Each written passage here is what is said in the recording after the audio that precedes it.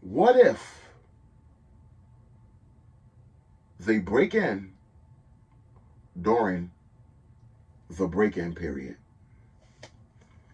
What if they break in during your new firearms break-in period? Okay, guys.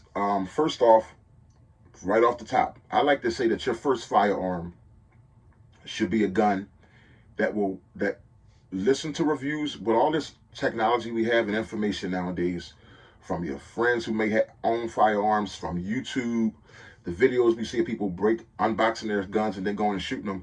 Gather information yourself. Find out which firearms shoot directly out of the box. We know that the name everybody hates to hear, Glock, is a firearm that I'm talking about not what we know. I'm talking about we do know, but from my personal experience, Glock you could pick up out the box, and that firearm just works. Springfield XDs you could pick up out the box. That firearm just works. CZ Scorpion out the box, firearm works. AR-15, AK-47 out the box, the firearm just works. Mossberg, the pump shotguns out the box, the firearms just work. Okay? Your first firearm, please, if you're a new firearm owner or going to grab a new firearm, grab something like a Glock, something that you've done research on, whatever you choose, a Springfield, whatever you choose, grab a firearm that you know is going to work right out of the box. Because honestly, guns with break-in periods are for the mature people. Basically, the people, not saying mature in age, but more mature in philosophy, mature in attitude, because you already have a couple guns under your belt. Like the first the first firearm I ever had that needed a break-in period was my 1911. Beautiful, beautiful 1911, unbelievable firearm.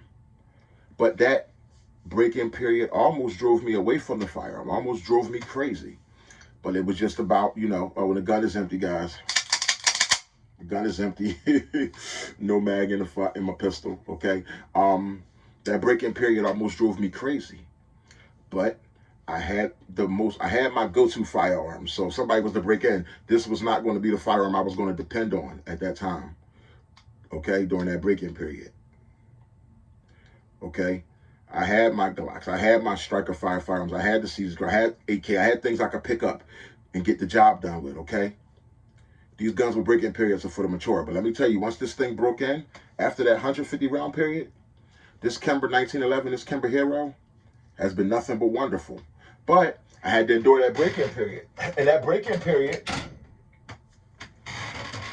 they even just call it a jam period. That break-in period came with failures to feed, came with, it shot beautiful accuracy out of the box, but as you went on in rounds, out of 50 rounds, you might have had 5 failures to feed. I'm like, what is this about? It's getting stuck, and that almost drove me crazy. But after the 150, round break-in period, everything began to be, it was smooth.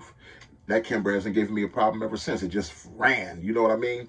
So on the negative side, you have to say you can't depend on a firearm in a break-in period. So I understand how people says, you spend some money like that on a 1911, that thing should, and I can understand that philosophy because I once felt like that. Man, you spend that kind of money, it should fire good out the box.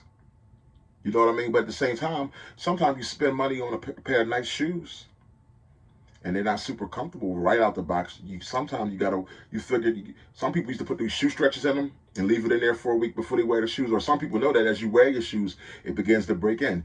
If you slew footed, it begins to break into the curve of your feet. It begins to just get more comfortable. Everybody got that old beat up pair of shoes that's just so comfortable because everything falls into a groove. So there is a reason for a break-in period. Well, we could always also say, well, the manufacturer should clear that up before they sell us the firearm. They should do all the shooting, but it's like, okay, do you really want somebody else running 200 rounds through your firearm? They don't really know what kind of ammunition that you want to run, that you're going to run in your firearm, or how you like to run your firearm. Do you like to lube it first, soon as you get it, or whatever? It's just like some little things just are a personal thing. Like, give it to me brand new, let me break it in. Pardon my French, but I think we all mature here. It's like having a virgin. You know what I mean? It's like for those people who has a virgin for a wife or had a virgin, for a wife, whatever. You don't want. It's fine if your wife comes broken in, but you're not gonna be upset if your wife has a break-in period. You're like, okay, she's a virgin. You know what I mean? Break it in and get it fit to your grooves. You know what I'm saying? But anyway, so It's a 50-50 argument, guys. You guys can let me know, how do you feel about the break-in periods?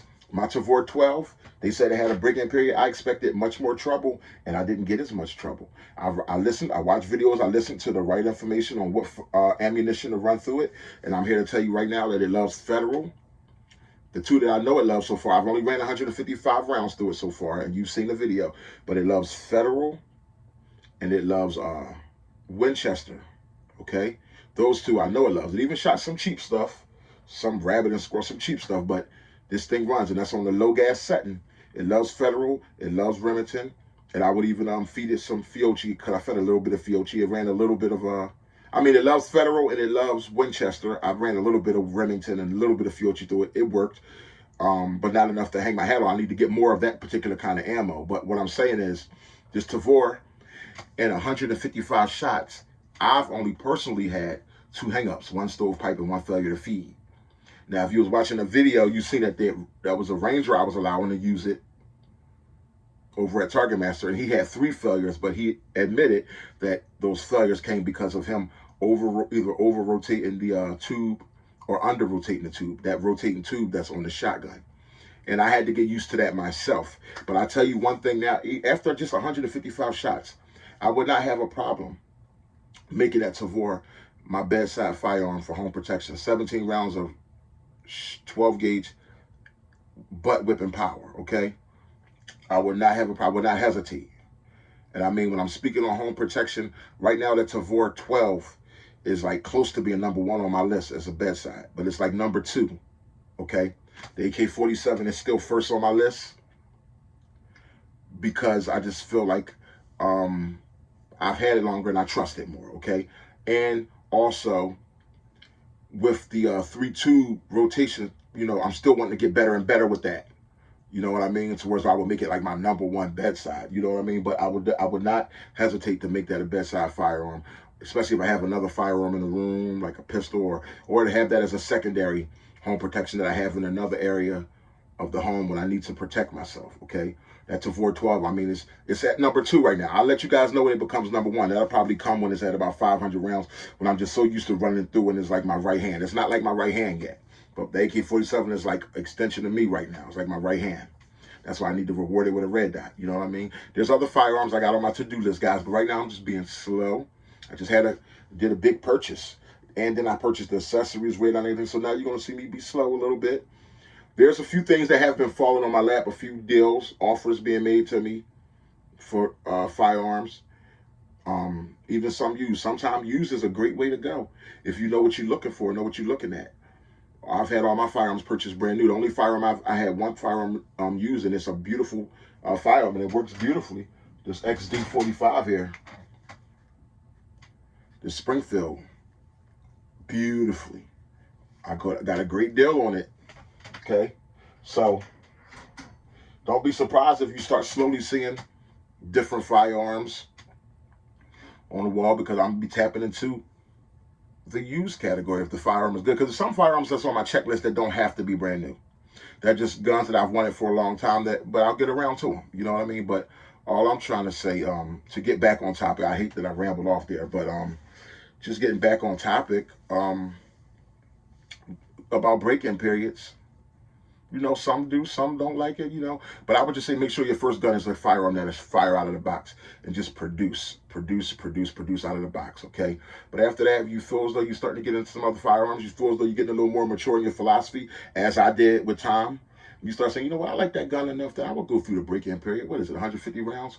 Okay, the break-in period is for people who mature, who actually going to take that gun to the range.